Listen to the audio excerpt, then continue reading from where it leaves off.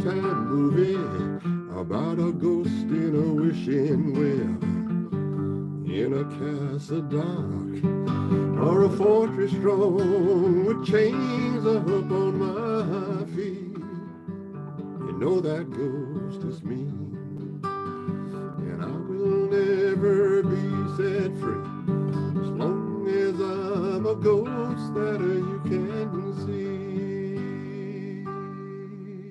Excellent, excellent, John Well Butler. done. You're such an artist. I love listening to your recordings and your live performances. You and Willie. Oh man, we're so lucky to have you. How are you doing today, John?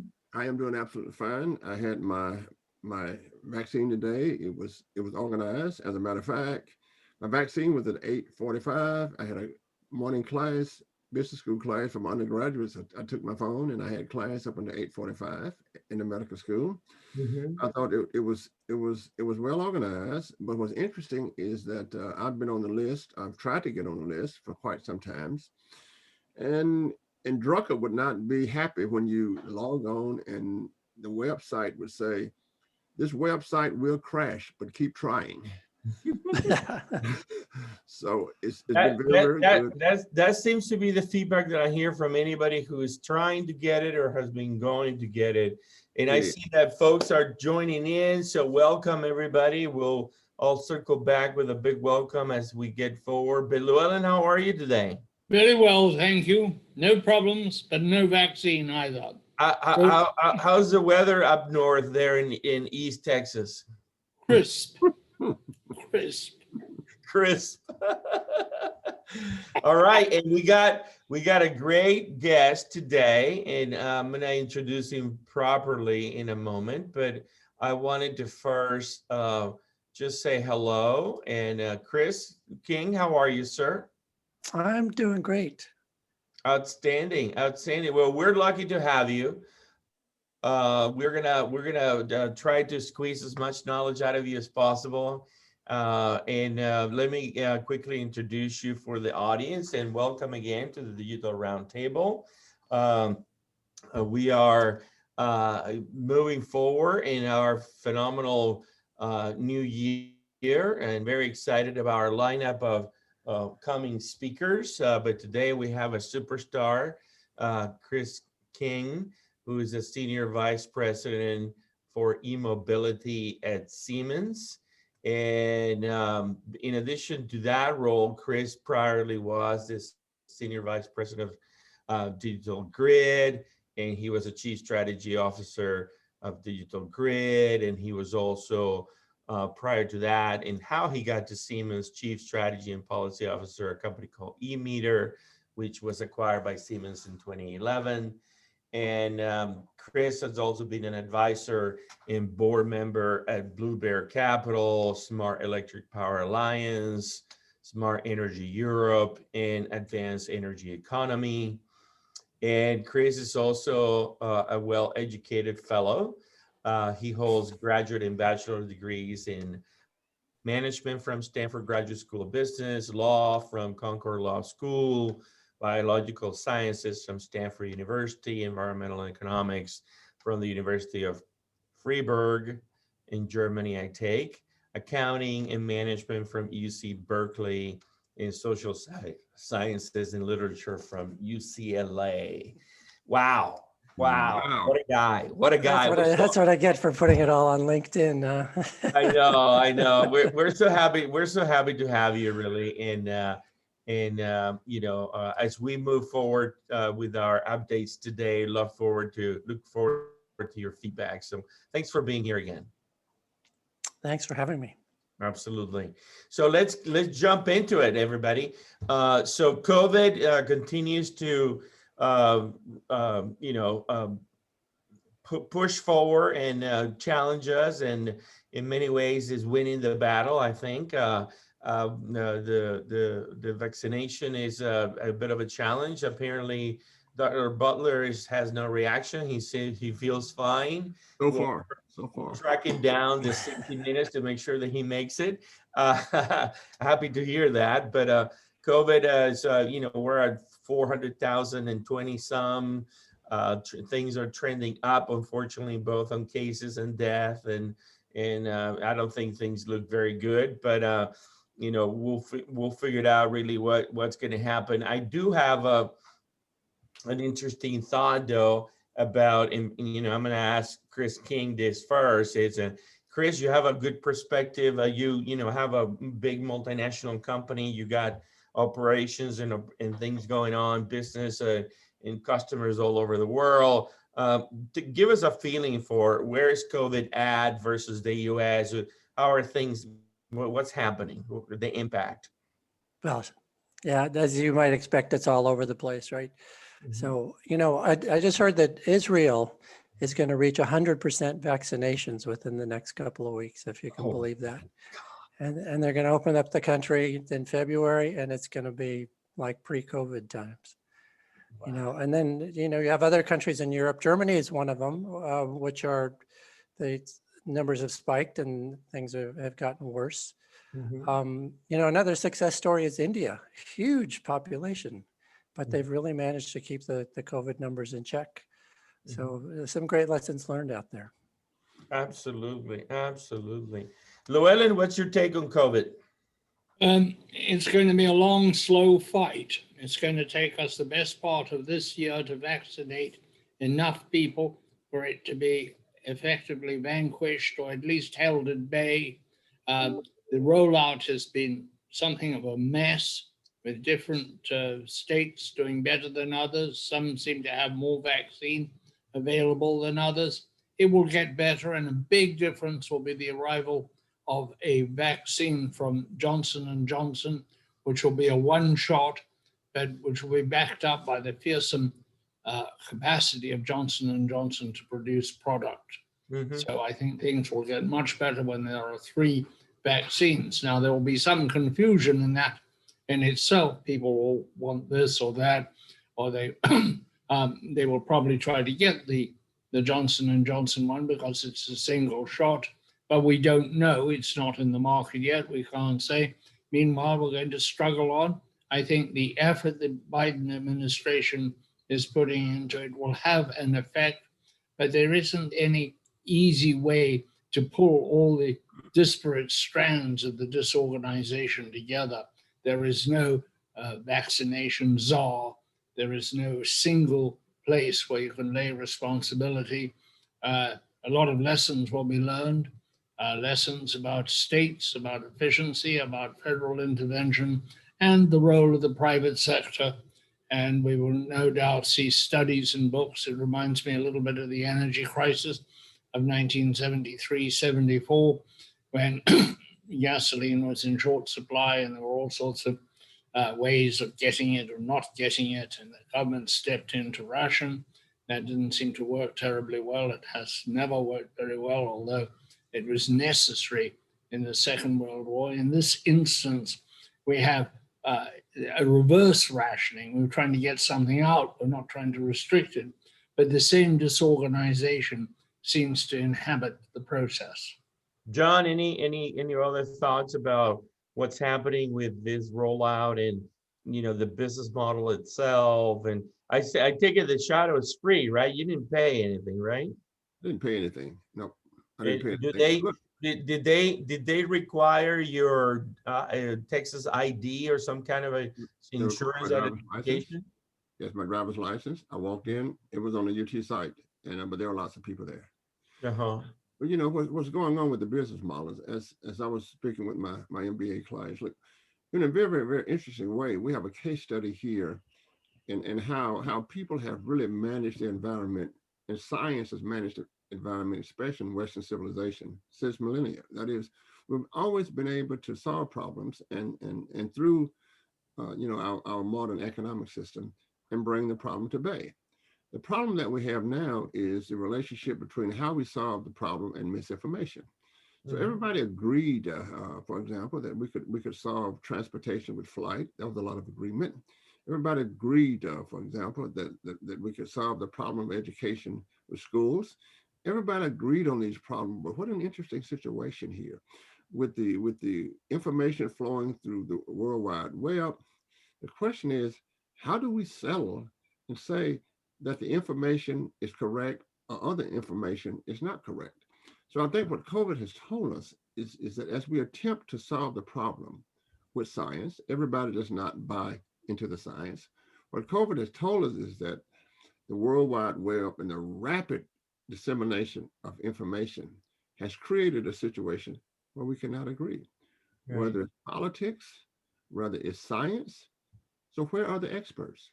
You think of all the great books that's been written. The common idea of the people right.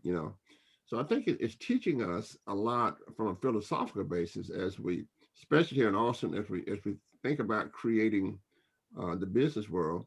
It's going to have an impact on the science, and it's going to have an impact on how we think about what is correct. I think the World Wide Web has introduced a situation that we have never seen with the flow of information, with its business, or with its politics, and it's going to be an unstructured problem we're going to have to deal with in the future. Yeah, yeah, good points. Uh, moving along in our sort of insights and analysis of what's happening, I think that one of the fears that I had in the switching of administrations is starting to materialize. I'm hoping that I'm wrong, but this is just a hiccup. But clearly, the stock market does not like what's happening, and the Dow and all the indices are down. Things are starting to look a little grim. I think there's also a bit of a reaction to some of the things that have been said that the new administration is going to do around natural gas and carbon. Price of gasoline is up.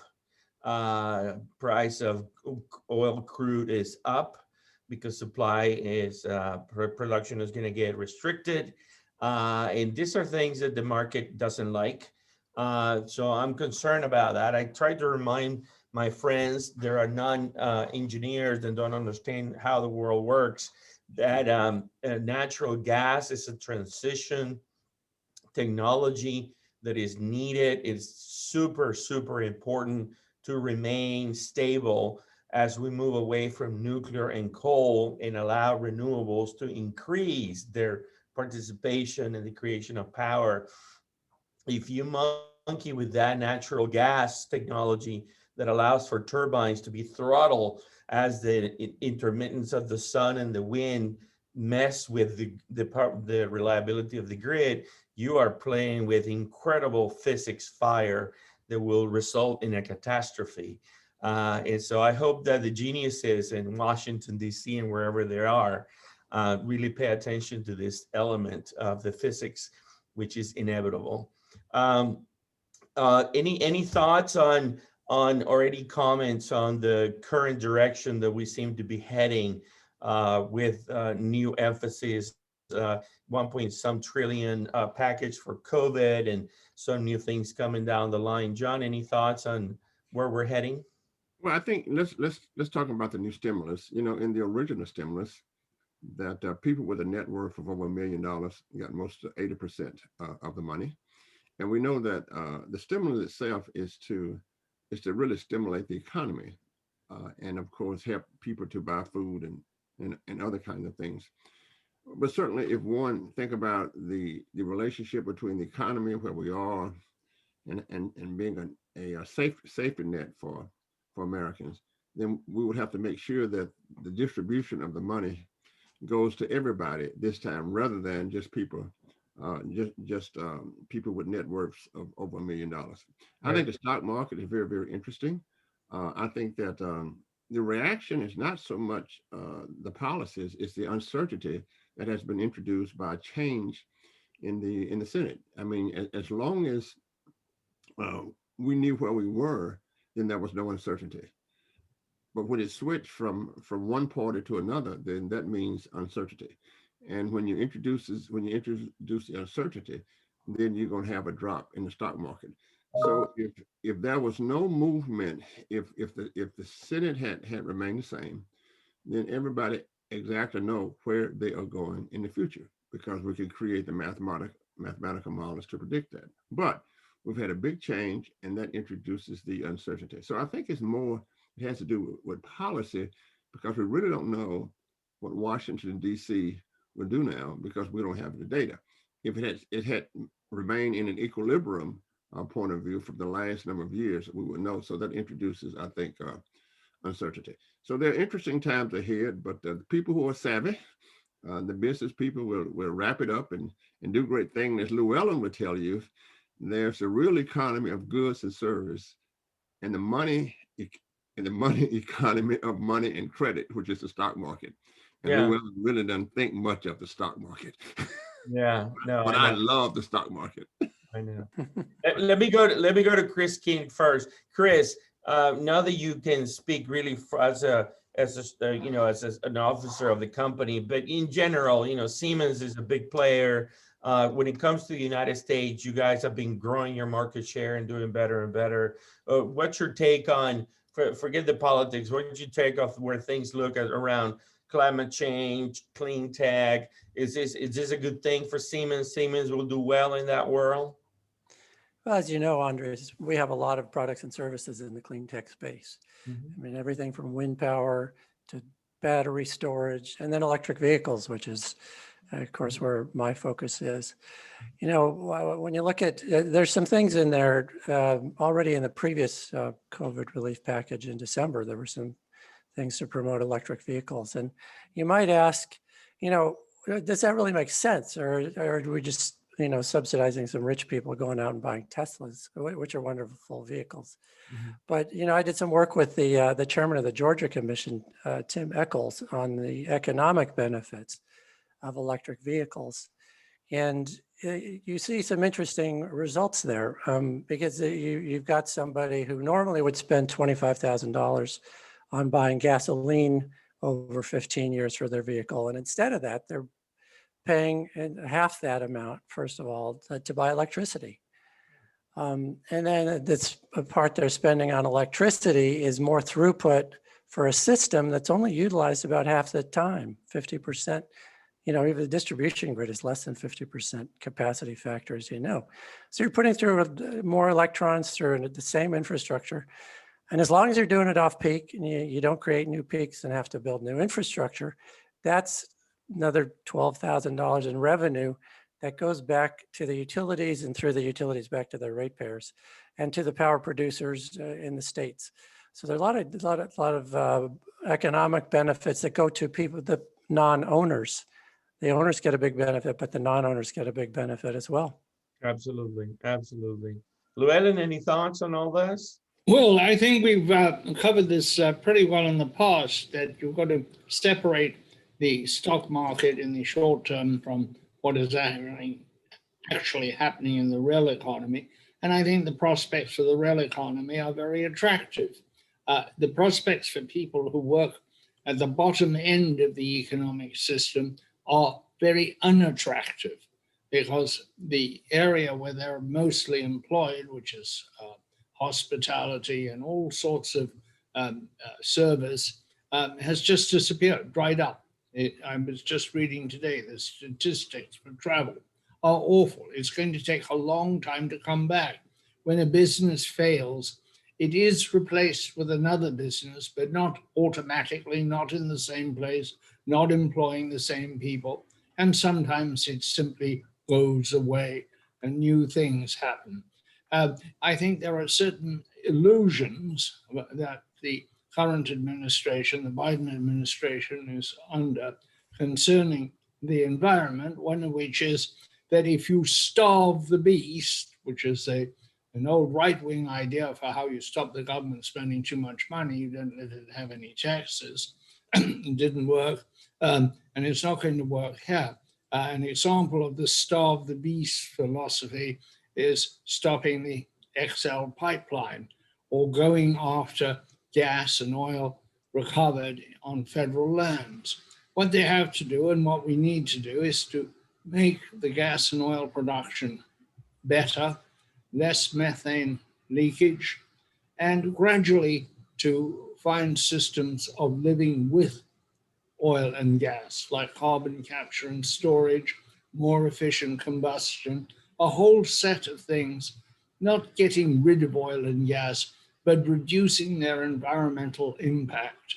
And gas, I think, is being unfairly criticized at the present time because in combustion, it has about half the greenhouse gases that coal does or that oil does. So it's a big step ahead. And to starve the beast and hurt the production of natural gas and possibly do strange things to the economy, like having oil moving in railroad cars instead of in pipes because you wouldn't let the pipelines be built. This kind of thing doesn't help the environment. Right. Then there is the whole shibboleth about how the environment, if you use particular technologies, you will improve the environment and create jobs, maybe. Mm-hmm. I do not see what jobs of high quality will be created in a move to solar and wind. I can see construction jobs. After that, I think a windmill will pretty well last many years without a lot of maintenance. Solar will have very low-grade maintenance, largely cleaning and that sort of thing, not exactly challenging. We need to think about what we're going to do for people who need a firm, regular income in decent work that has dignity associated with it. And I have heard all of this about the jobs in green power, and the new Secretary of Energy, I think, is up for confirmation, even as we're broadcasting. She certainly hasn't shown me, and I hope she does, where these jobs are going to come from. But on jobs, I'd like to say the pursuit of jobs never works. You've got to pursue other things that produce jobs. Economic activity, new directions, new products, innovation, that produces jobs. But going after technology because it's job intensive is not a very successful route. The British tried it. They tried it when they tried to prop up their automobile industry. They tried it more disastrously when they tried to prop up the motorcycle industry. The pursuit of jobs per se doesn't work. You have to pursue something else. And the incidental product of good economic life is jobs, good jobs. And so you can't pursue love, it's incidental to living your life. Yep, yeah, well said. Chris King, any thoughts on that? Those comments as you see the transformation globally happening? Well, I would have to disagree with Llewelyn in terms of the number of jobs being created. We have more jobs in clean energy now than we have in oil and gas and coal combined. You could talk about, what the different jobs are. A lot of the jobs, of course, in the clean tech space are related to construction, the initial construction of plants, but it's distributed. So there are a lot of jobs involving a lot of roofs and a lot of solar. What sort of jobs, Chris? What sort of jobs? If you have, say, a solar farm, a utility-sized solar farm operating, how job intensive is that? And what's the quality of that work? Well, once it's up and operating, there are not a lot of jobs, just as there are not a huge number of jobs operating a natural gas power plant.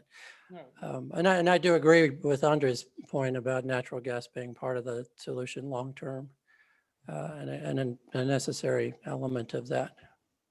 Yep. So here's an interesting thing. Elon Musk tweeted on the 21st that he basically put a blank statement. He's offering $100 million for the best carbon capture technology. $100 million.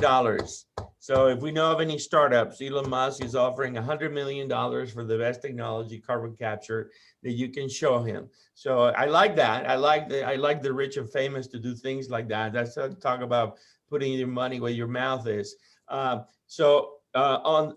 things, switching to smart cities real quick. The Biden administration has said, which I think is finally something that I try and push with the Obama administration. They ignore me on this a long time ago when I was at Austin Energy.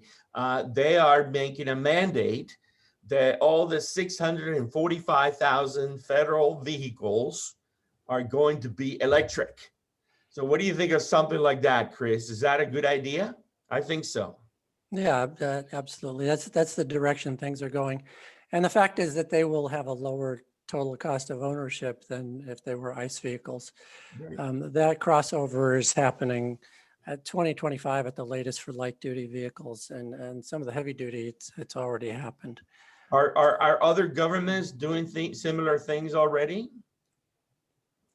I've not seen specific government commitments to a specific timeline and a number of vehicles, but we see cities around the country who have policies to, as they replace their vehicles, to replace them with electric vehicles, and in other countries as well. Absolutely, absolutely. I think that's an interesting thing. And then similarly, other elements to get feedback from you guys is, the smart city business, and Chris could chime in here too, as we circle around the table here.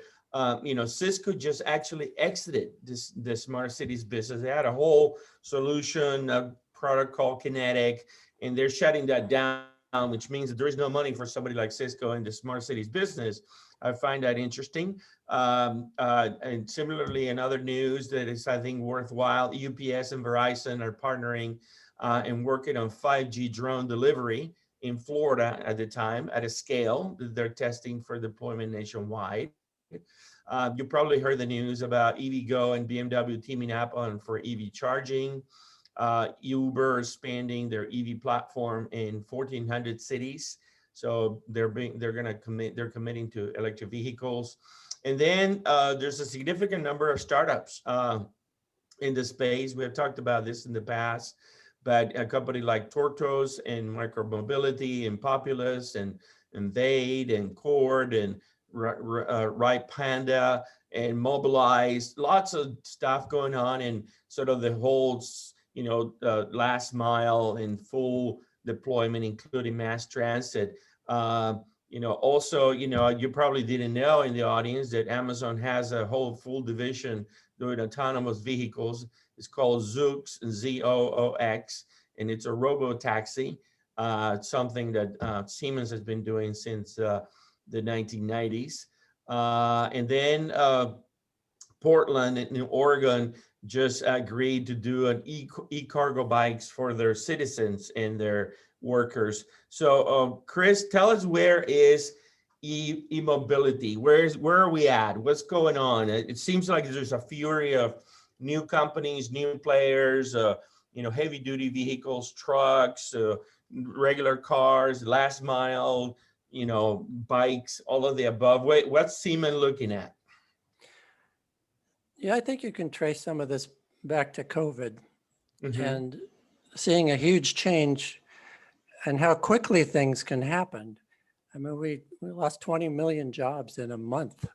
Mm-hmm. We've lost 10 million businesses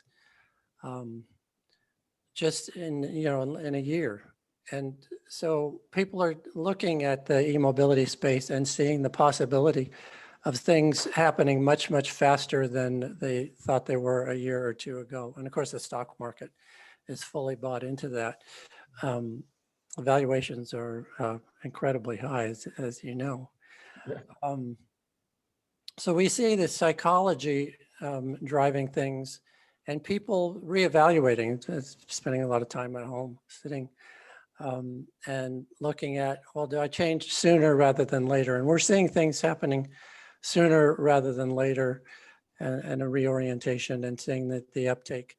And I would say that, one of the things that's been holding things back is the lack of model availability. It's less of an issue in Europe, where you have more models, but in the US, if you want to buy, a nice car under 30 grand with a 200-mile battery, you got two choices now, maybe three.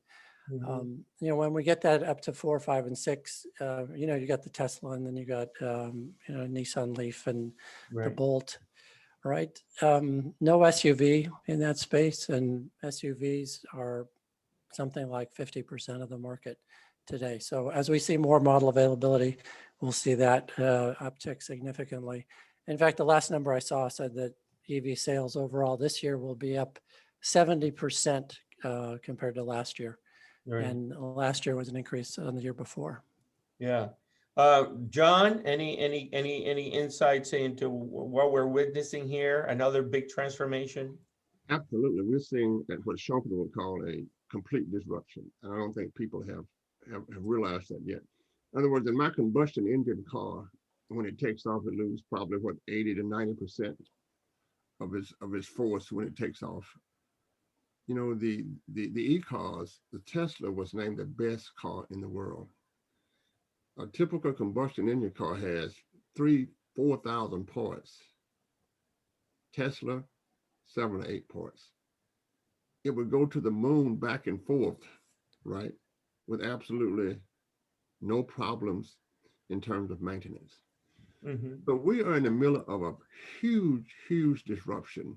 And the disruption might be as quick as from switching from typewriters to computers. Mhm. And I think what happens is that you look at who can buy these things, and I think that Americans will go with the flow, but it will be the business enterprises that would change things. I can remember when we switched from combustion engines to the electric vehicles on my golf cart, which Great Hills, which is very hilly. Mhm. So I think we're in a total, and it will not only relate to the automobiles, it's going to be the transformation of the smart cities. Right. Everything from how we plug them in. I think we will have electric vehicles flying around. So it's a great case study, if you will, in how jobs are destroyed and how jobs are created. And one thing you cannot do is sort of mess with technology and the rules of economics, the laws of economics. When it comes to demand and supply, and when technology is right with that demand and supply, we're looking at a total transformation of how we move around. Absolutely. Absolutely. Llewelyn? Oh, I quite agree. I think that this is a major and very exciting revolution. I have, as I've said on the broadcast previously, favored electric vehicles for a very long time, and they always ran into the unfair competition, if you will, from internal combustion engines, because internal combustion engines were so good and battery technology was so bad. Now the battery technology has improved. There really is no inhibition, except possibly down the road, stress on raw materials, rare earths, and of course the components of the battery, which are not domestically sourced. But batteries are the way. Batteries are the future. Basically, electric storage of all kinds is going to be a huge growth industry, including electric storage for electric utilities, which may bring into play things beyond batteries like hydrogen and a new look at pump storage, maybe pump storage in old wells, pump storage down abandoned mines, that kind of thing. But storage is the hot ticket, and the great fortunes will be made with storage technologies that are really in their infancy now. And Absolutely. with the electric vehicle is here, and I think there is an SUV. I was talking to somebody who I think has a Tesla SUV. I'm not sure of that, but certainly these things will come. This ship has left the dock and it's going to get there, and there's no turning back on electric vehicles or any desire to. It will be a big adjustment. It will cost a lot of jobs in gas stations and people who maintain and service normal engines, people who change oil, that kind of thing. But this change will come. It's a healthy change.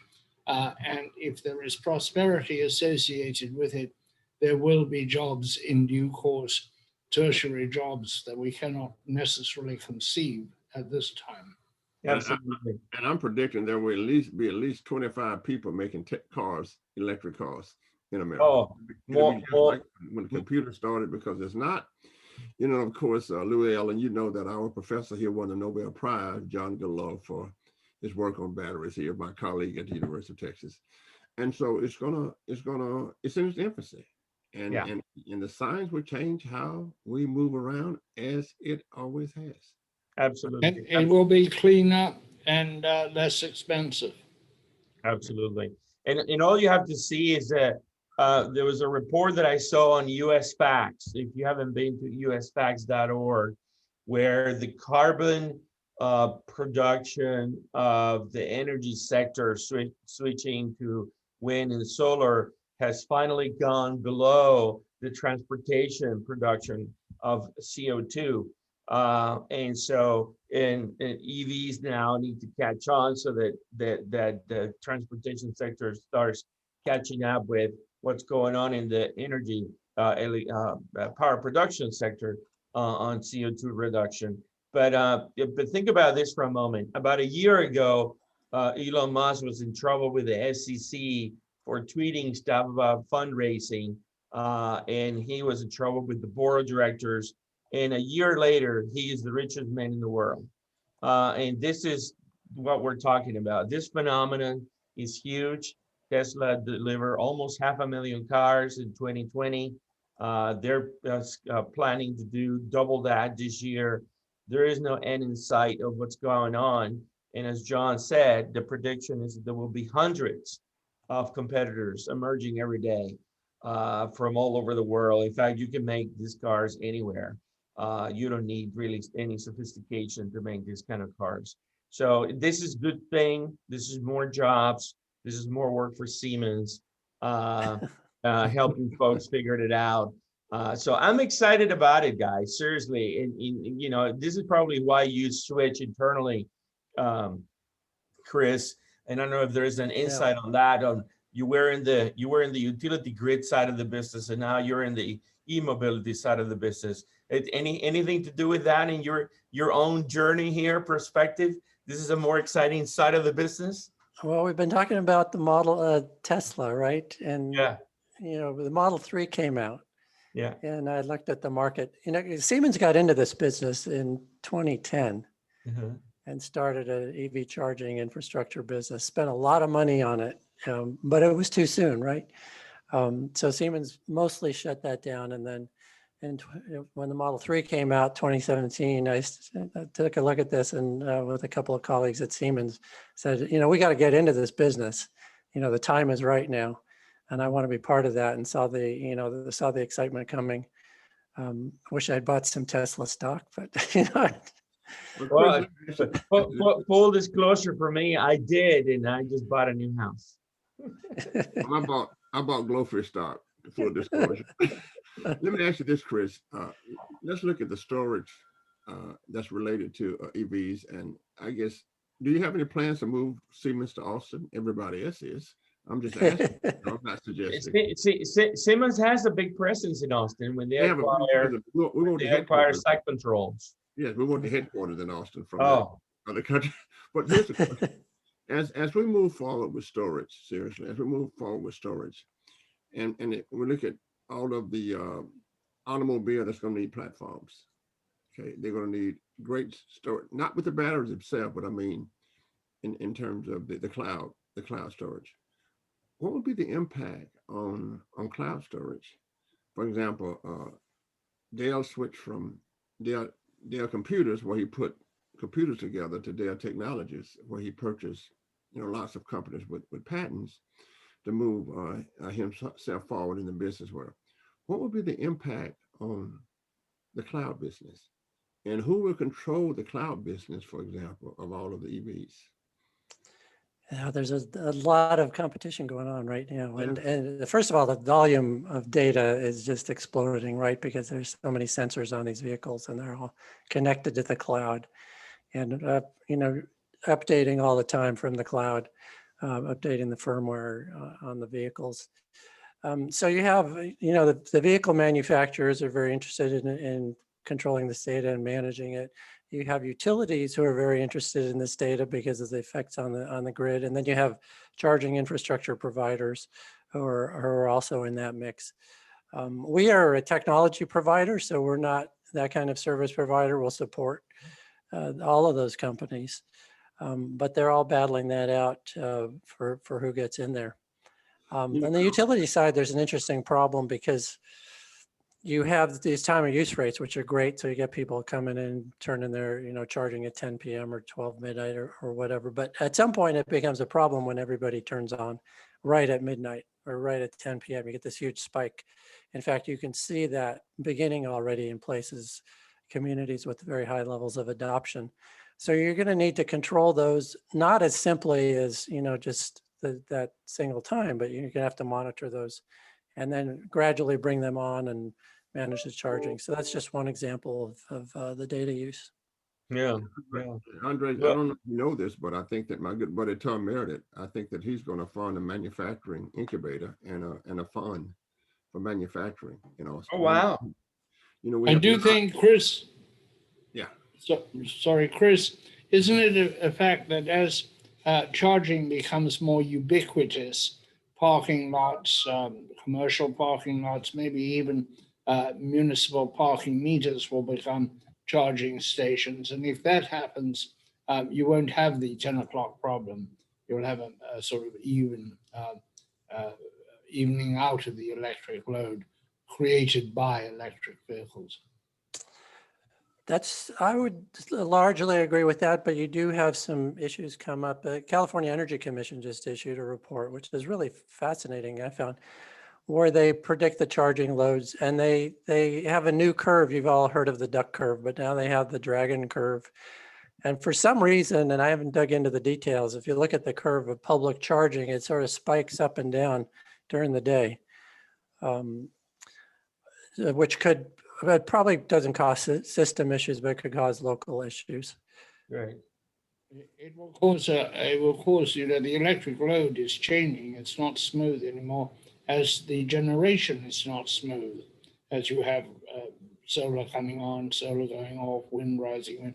So this jaggedness, managing the system is obviously detrimental to nuclear power plants in the base load.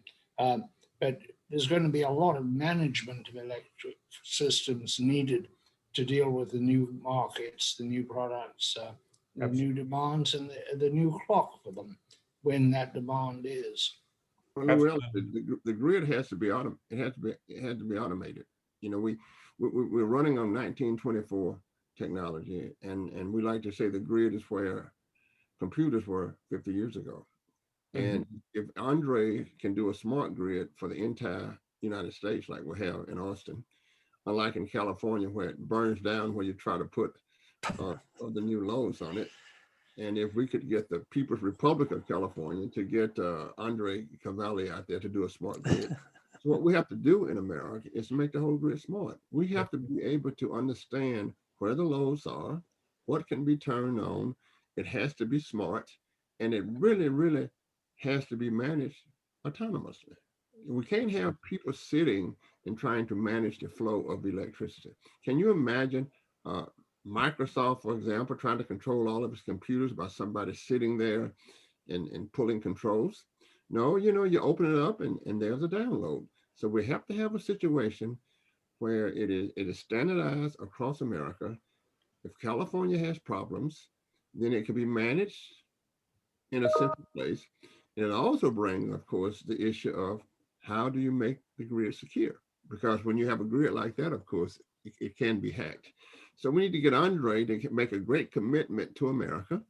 We need to make America, Texas great.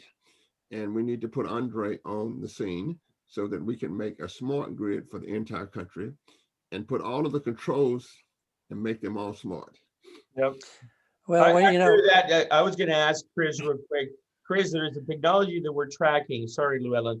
There's a technology that we're tracking big time over and over on telecom, 5G. And obviously the grid, how the grid works today from the old design, one-way power flow, we have inertia. The SCADA systems have a couple seconds to make decisions because of inertia.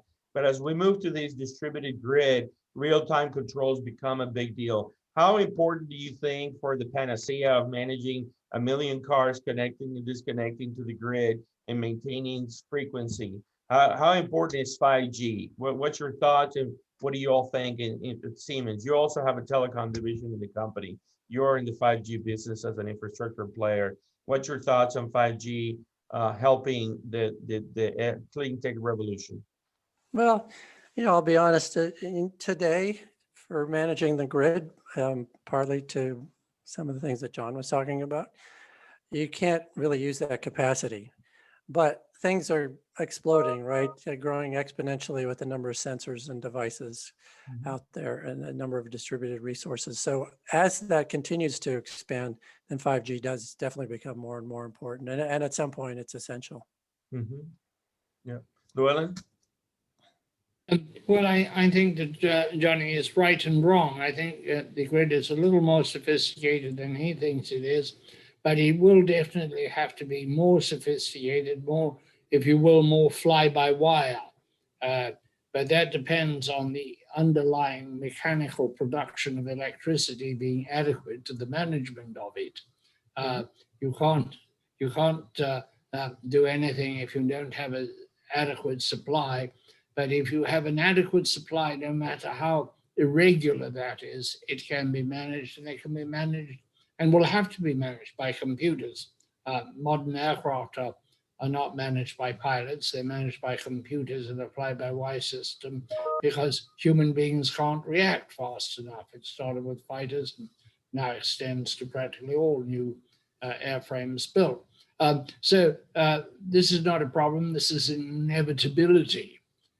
Where the problem comes is the interoperability of so much dependent on computers that can be hacked, can be taken out, and backdoors that may bring down in all or part of the electric utility system. And I'm not talking about the computer side, I'm talking about sleeper devices, Manchurian candidates installed in bulk power systems. It's a large issue, it's very sub rosa, but it probably led to the president's executive order last year, reducing the amount of large electrical bulk power equipment that can be bought from China, because it is believed that much of that is compromised and there are bad things in it, which are not so much identifiable as IT issues, but really as operational issues.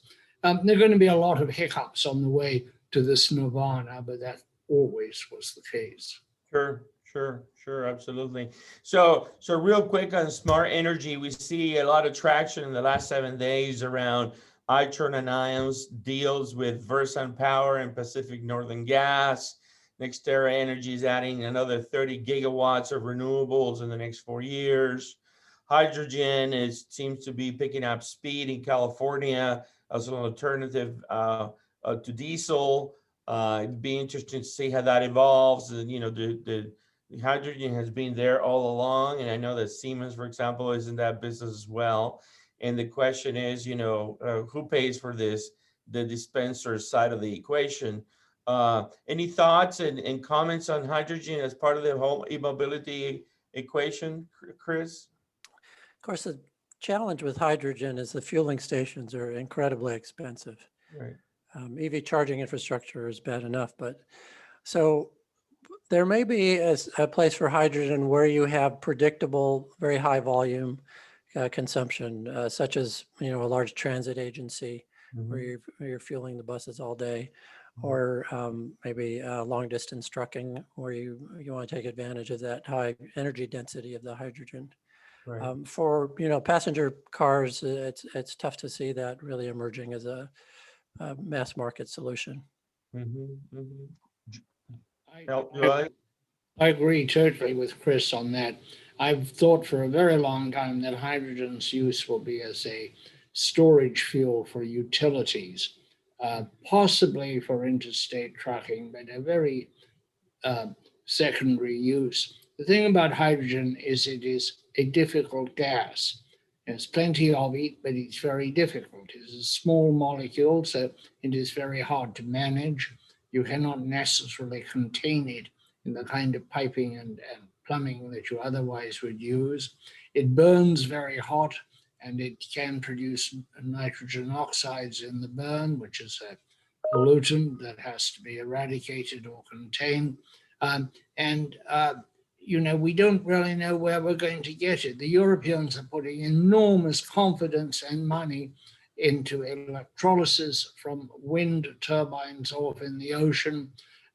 If the technology of electrolysis is enough, then hydrogen becomes a player, but it's not a one-for-one substitution for natural gas. It is less useful than natural gas because of its peculiarities, particularly because of the low energy content. You need more of it. Right. But we are going to see it. It is the hot item at the moment. It's in the energy world. It's the Tesla of energy possibilities. It hasn't arrived. It's a possibility. And the Canadians are putting a lot of emphasis on understanding hydrogen molecules, how it Back moves. in the 70s, it was thought of as a potential motor fuel, and it was going to be wonderful. All you're going to have was a little water on the ground afterwards. All of the difficulties that are associated with hydrogen were forgotten. And Chris is so right. Refueling mobile users, I think, would be very difficult. Ideally, you can store it in a way that you can't store electricity because you made a new fuel, and that gives you the possibility to store a lot of hydrogen.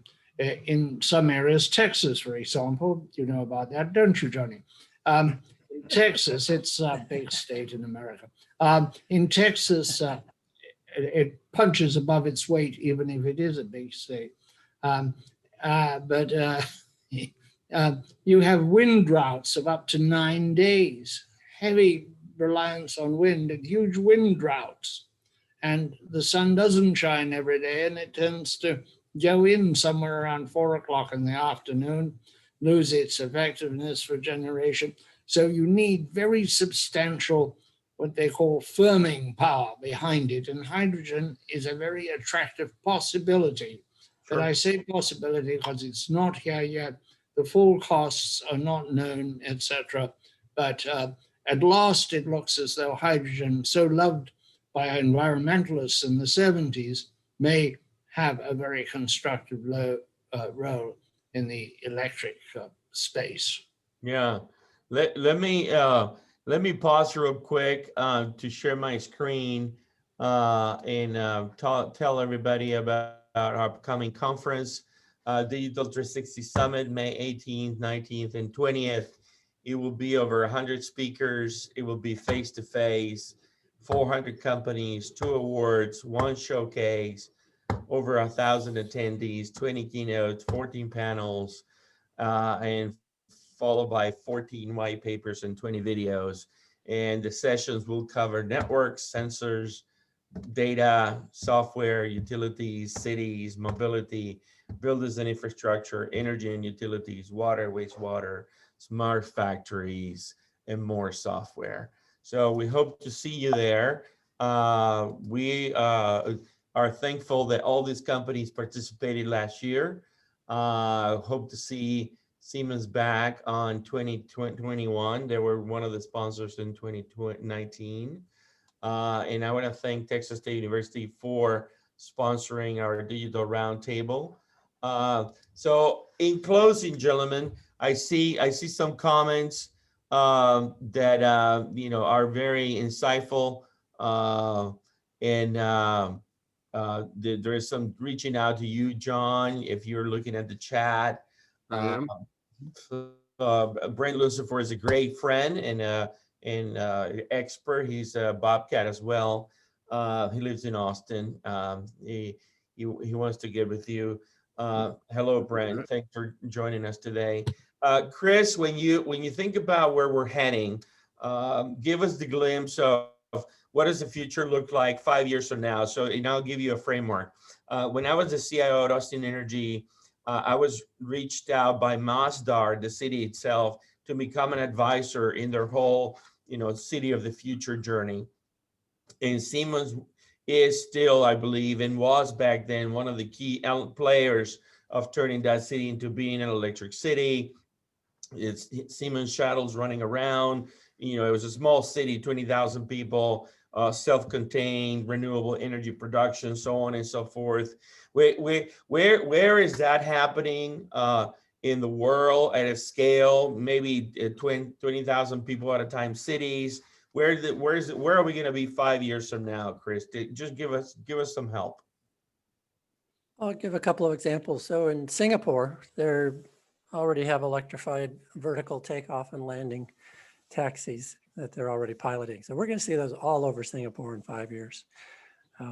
Your ground taxis will be there as well, but You'll have those flying around.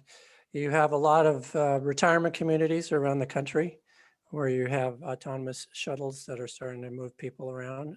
Those will be widespread in 5 years.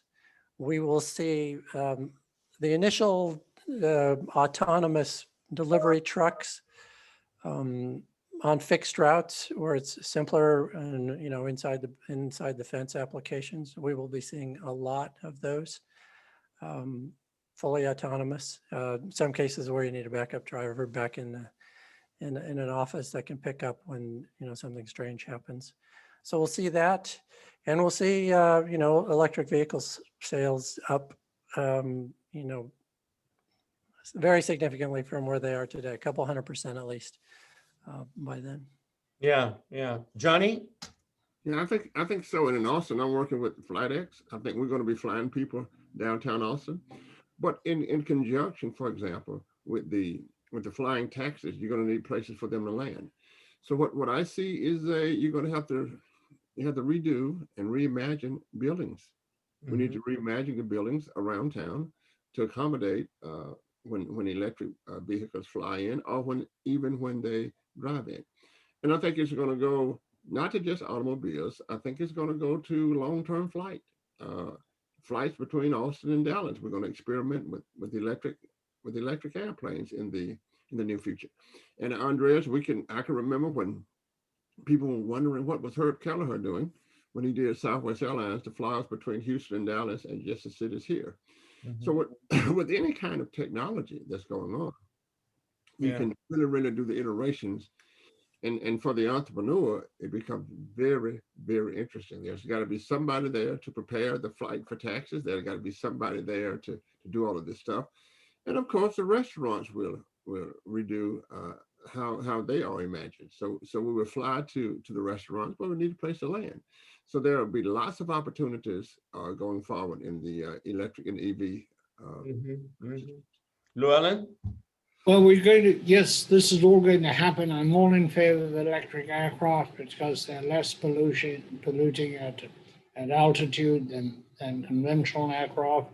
However, you're going to have a really sophisticated micro air traffic control system. Otherwise, your taxi is going to be running into your drone delivering your pizza with an unfortunate outcome. The crowding in the low airspace is going to be very, very dense. You're going to have so many people with so many aircraft that we're going to really have to put a lot of mind into how to make the air traffic control system at rooftop level. That's where you need an air traffic control system now, which has never been a need before. But this is part of the tertiary development. As I say, if you have a great technology, don't worry about the tertiary, it'll come. I've said this before, the Wright brothers, if they were worried about whether there would be high tensile aluminum and radar and radio, they would have gone back to the bicycles. Don't worry about these supporting technologies. They will appear and thrive. And the opportunity for supporting technologies at this point in time, whether it's hydrogen or fueling electric vehicles, the supporting technology field is wide open and maybe more profitable than the primary field. Absolutely. And in closing for me, one of the things that all this brings up with air traffic control, the future of air traffic, and how do you manage all that is the notion that as we're in multiple projects with smart cities, and one of the key things in economic development for smart cities to manage going forward is the air rights, the airspace. Who owns the airspace? At what level do you own it? Is there a tollway for that to happen? Just like I own the minerals and everything underneath my land. So if you're buying land, make sure that you get the air rights as well. Right, and I think, Llewelyn, that the autonomous vehicles will not bump into each other. Cars are becoming close to not bumping into each other, just two more technology turn. So we expected these automobiles that's flying will not bump into each other. And the question is, how would that relate to insurance? How would you do the underwriting for an automobile that does not bump into something? That's right. That's right. That's right. Johnny, close us away on the guitar. Okay, I'll close your way. Chris, thank you for being here with us today. Chris, thank you. Nice to meet you. Nice to Great meet you, meeting sir. If you get the feeling all alone, when your good time friends have all got up and gone, don't come knocking around my door, because I've heard your lines before. There ain't gonna be a next time, this time, starting right now. I'm gonna forget your name and your pretty face, and write you off as a bad disgrace. You know that some are lovely and some just got no sense. Person like you ought to be ashamed of the things that you do to me.